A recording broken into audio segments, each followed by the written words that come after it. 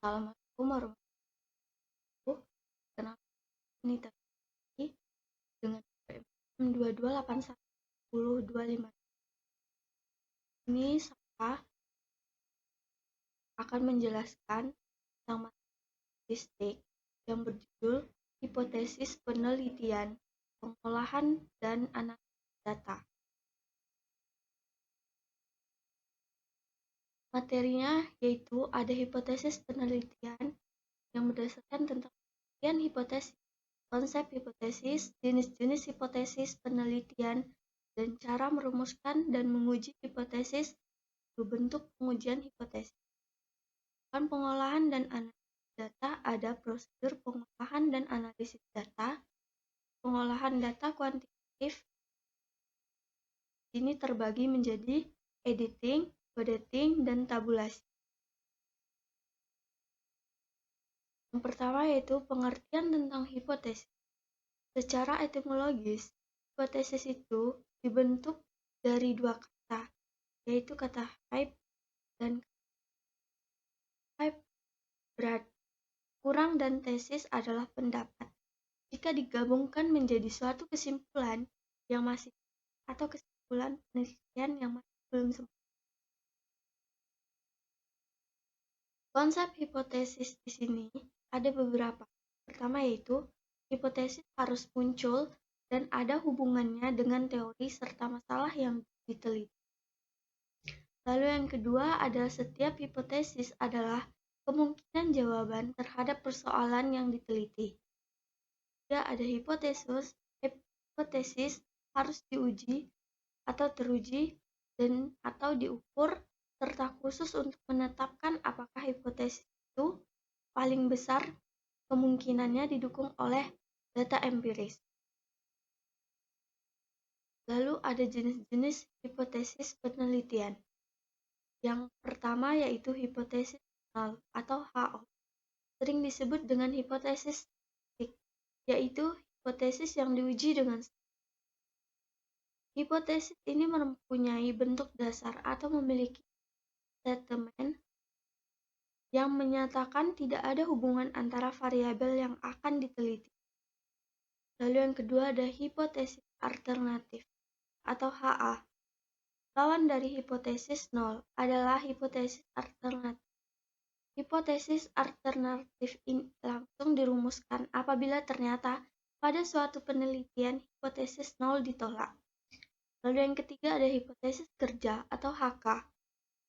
Yang dimaksud dengan hipotesis kerja atau HK itu adalah hipotesis spesifik yang dibangun berdasarkan masalah khusus yang diuji untuk mempertegas hipotesis HO atau HA dalam statement yang lebih spesifik pada parameter atau indikator tertentu dari variabel yang dihipotesis.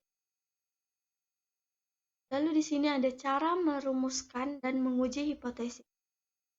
Seperti yang dinyatakan oleh Azwar pada tahun 1999, bahwa dalam rumusan suatu hipotesis terdapat dua cara, yaitu yang pertama adalah dengan membaca dan menelaah ulang atau mereview teori atau konsep-konsep yang membahas mengenai variabel penelitian beserta hubungan dari variabel-variabel tersebut. Cara ini sering disebut sebagai proses berpikir deduktif. Yang kedua adalah dengan membaca dan mereview hasil atau temuan-temuan peneliti terlebih dahulu yang relevan dengan masalah penelitian. Hal ini yang disebut sebagai proses berpikir induktif. Pada hakikatnya, penyusunan hipotesis menuntut pemikiran logis berbasis teori,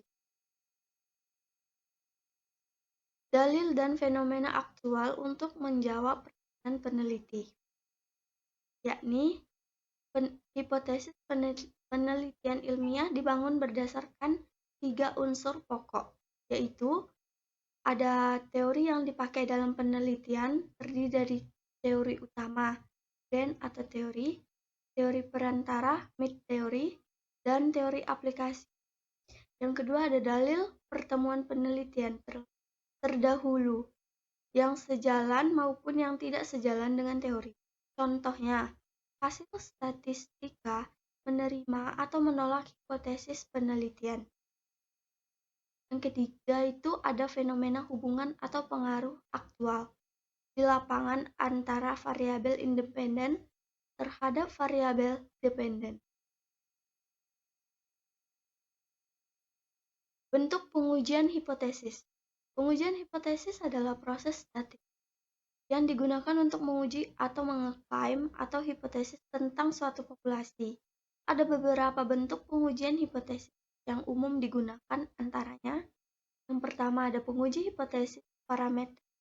Digunakan ketika kita memiliki data yang mengikuti distribusi tertentu, seperti distribusi normal, dan ingin menguji parameter populasi, seperti rata-rata atau varians. Contoh pengujian hipotesis parametrik itu termasuk uji Z, uji T, dan uji F.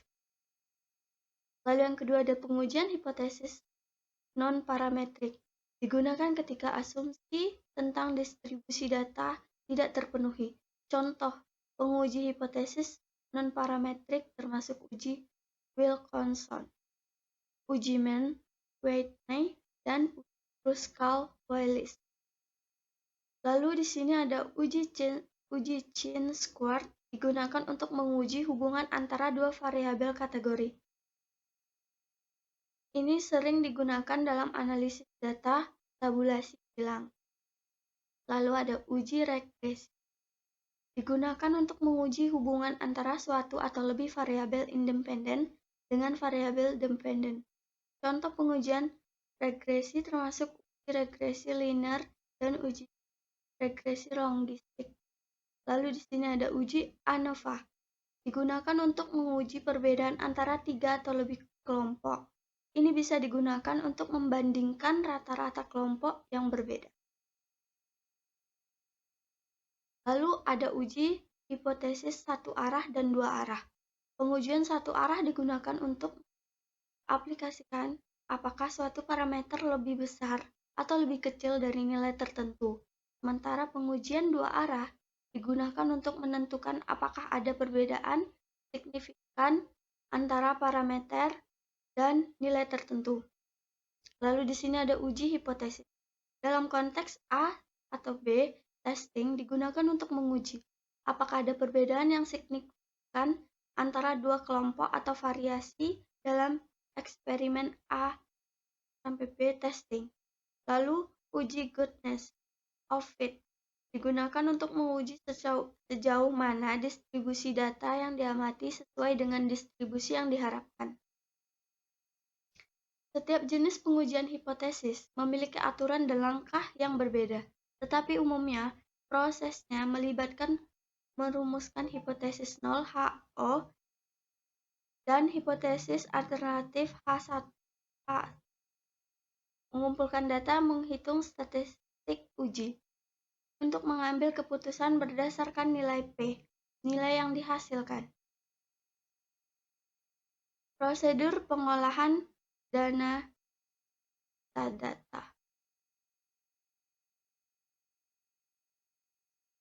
Prosedur pengolahan dan analisis data dapat bervariasi, tergantung pada jenis data yang Anda miliki dan tujuan analisis data Anda. Namun berikut adalah langkah umum dalam proses tersebut. A. Pengumpulan data. Identifikasi sumber data Anda. Kumpulkan data dengan metode yang sesuai seperti survei, pengukuran, atau mengambil data dari sumber yang ada. Lalu B. Membersihkan data. Periksa data untuk mengidentifikasi dan mengatasi missing values, data yang hilang, deteksi dan perbaiki data yang tidak valid atau anomali. Lalu yang C, ada transformasi data. Ubah data ke dalam format yang sesuai untuk analisis, seperti mengkodekan data kategorikal atau merescale data numerik. Lalu yang D, ada eksplorasi data. Lakukan eksplorasi awal untuk memahami distribusi hubungan dan pola dalam data. Gunakan visualisasi data seperti grafik yang diagram untuk membantu Anda memahami data dengan mudah. Lalu E, ada analisis statistik. Terapkan teknik statistik yang sesuai seperti regresi, uji hipotesis, atau analisis varians sesuai dengan pertanyaan penelitian Anda. Lalu yang F, ada interpretasi hasil. Analisis hasil Anda dan ambil kesimpulan berdasarkan temuan statistik. Pertimbangkan implikasi praktik dari pertemuan Anda. Lalu G, ada pelaporan. Susun laporan atau presentasi yang merinci metodologi, temuan, dan kesimpulan Anda. Gunakan grafik tabel dan visualisasi untuk membangun menjelaskan data dan hasil Anda. Lalu H, ada validasi. Evaluasi kualitas analisis Anda dan pastikan bahwa hasilnya dapat dipercaya. Lalu I, tindak lanjut. Terapkan tindakan atau keputusan berdasarkan hasil analisis Anda. Jika sesuai, proses ini dapat disesuaikan dengan jenis data dan analisis yang Anda lakukan. Selalu ingat untuk mengikut prinsip-prinsip metode ilmiah dan menggunakan alat analisis yang sesuai untuk tujuan Anda. Lalu di sini ada pengolahan data kuantitatif. Pengolahan data kuantitatif adalah proses penting dalam analisis data. Dalam konteks ini, yang pertama ada editing atau pengeditan. Adalah langkah awal untuk memeriksa data yang telah dikumpulkan untuk memastikan keakuratannya, seperti mendeteksi dan memperbaiki data yang hilang ataupun tidak sesuai. Lalu yang kedua ada coding. Pengkodean adalah langkah di mana data diubah menjadi bentuk angka atau kode yang dapat dihitung dan dianalisis lebih lanjut, terutama jika data awalnya dalam bentuk naratif atau kualitatif. Lalu yang ketiga, ada tabulasi. Penyusunan tabel adalah proses membuat tabel atau grafik berdasarkan data yang telah diedit dan dikodekan, sehingga memudahkan analisis dan pemahaman terhadap pola atau tren dalam data tersebut. Tabulasi adalah langkah penting dalam proses mengolah data kuantitatif karena membantu mewujudkan pemahaman yang lebih baik tentang data dan memfasilitasikan komunikasi informasi hasil analisis kepada pemangku kepentingan. Oke, terima kasih. Baiklah, hanya itu yang dapat saya sampaikan tentang penjelasan statistik. Wabillahi taufiq wal hidayah. Assalamualaikum warahmatullahi wabarakatuh.